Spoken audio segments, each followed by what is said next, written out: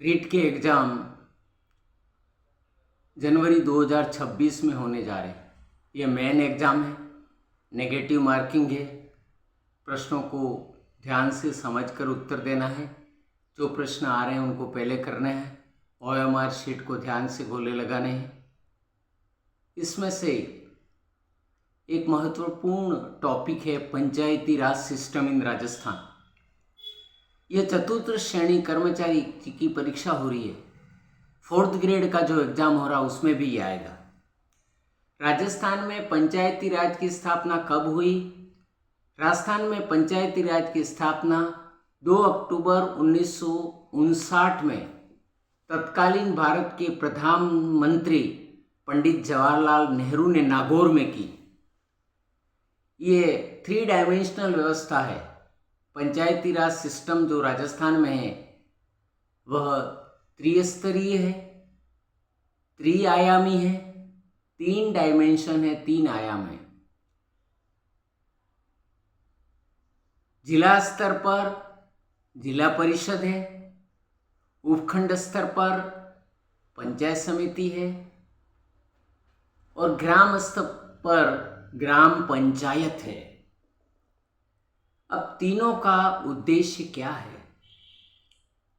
तीनों का उद्देश्य है ग्रामीणों का और गांवों का सर्वांगीण विकास करना।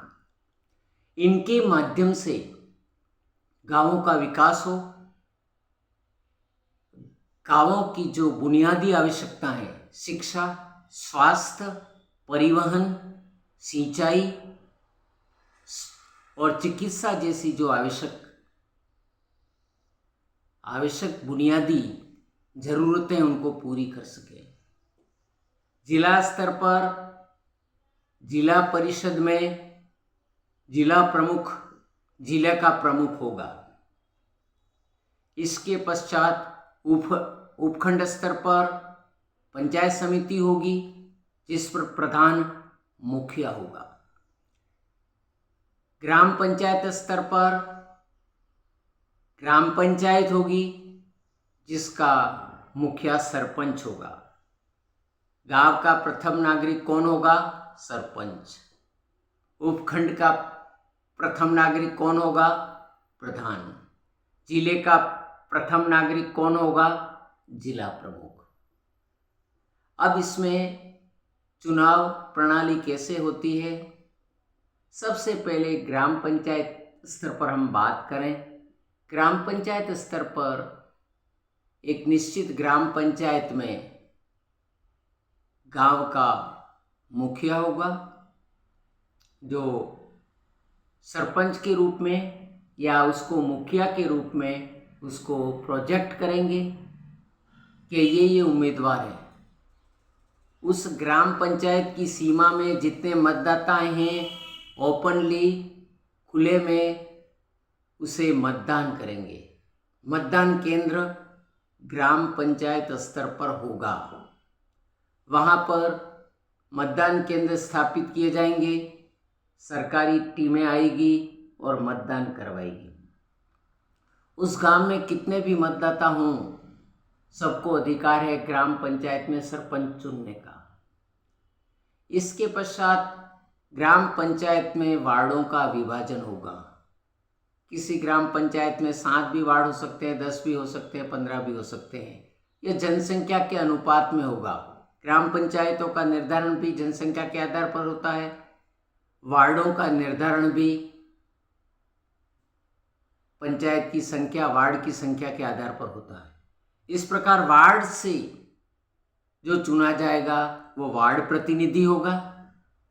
इस प्रकार संपूर्ण ग्राम के जो भी 7, 8, 10 वार्ड पंच है वो चुने जाएंगे और सरपंच के खुले में चुनाव होगा। सभी गांव के लोग मतदान करेंगे और चुनाव होगा। प्रत्याशी ज़्यादा से ज़्यादा भी हो सकते हैं। अगर एक ही प्रत्याशी है तो निर्विरोध होगा। अगर कोई उम्मीदवार उसका प्रतिद्वंदी नहीं है तो निर्विरोध चुनाव संभव है। चुनाव का जो समय है वह सुबह 7 बजे से शाम को 6 बजे तक होता है, लगभग 11 घंटा होता है। इसके पश्चात वार्डों में भी यही नियम है। अगर वार्ड पंच में कोई प्रतिद्वंदी उम्मीदवार नहीं है तो वो वार्ड पंच निर्विरोध चुना जाएगा। उसी दिन, जिस दिन मतदान हो चुका है, उसी दिन रात को काउंटिंग होगी, मतगणना होगी और जिसको ज़्यादा वोट मिलेंगे वह चुनाव जीता हुआ माना जाएगा। वार्ड पंच का भी यही नियम है। इसके पश्चात आता है दूसरे दिन, सरपंच को उसी रात को जिस दिन निर्णय निकला उसी दिन शपथ दिलाई जाएगी। जो रिटर्निंग अधिकारी होगा गांव सरकार द्वारा नियुक्त, उसके द्वारा शपथ दिलाई जाएगी। दूसरे दिन उपसरपंच का चुनाव होगा, वार्ड पंच होंगे और वार्ड पंच और सरपंच के माध्यम से उपसरपंच का चुनाव होगा दूसरे दिन, जो 12 बजे तक हो जाएगा। वार्ड पंच में से ही कोई उम्मीदवार बन सकता है उपसरपंच का, और जिसको बहुमत होगा वह उपसरपंच बनेगा। इस प्रकार ग्राम पंचायतों का चुनाव संपन्न होगा। उद्देश्य क्या है? हर व्यक्ति की भागीदारी बने, हर व्यक्ति का हिस्सा रहे अपने लोकतांत्रिक सिस्टम में। डेमोक्रेटिक सिस्टम है कि हर व्यक्ति को अधिकार। पंचायत समिति के जो चुनाव होते हैं उसी प्रकार के होते हैं। पंचायत समिति सदस्य 2 ग्राम पंचायत या 1 ग्राम पंचायत जनसंख्या के आधार पर पंचायत समिति सदस्य का निर्धारण किया जाता है, सीमांकन किया जाता है। और एक पंचायत समिति में जितने भी पंचायत समिति सदस्यों का सीमांकन किया जाता है उतने ही चुनाव लड़ सकते हैं। ये जनसंख्या के आधार पर होता है। प्राय एक पंचायत समिति में 15, 20, 25 पंचायत समिति सदस्य हो सकते हैं। लेकिन पंचायत समिति सदस्य में थोड़ा सा डिफरेंट है।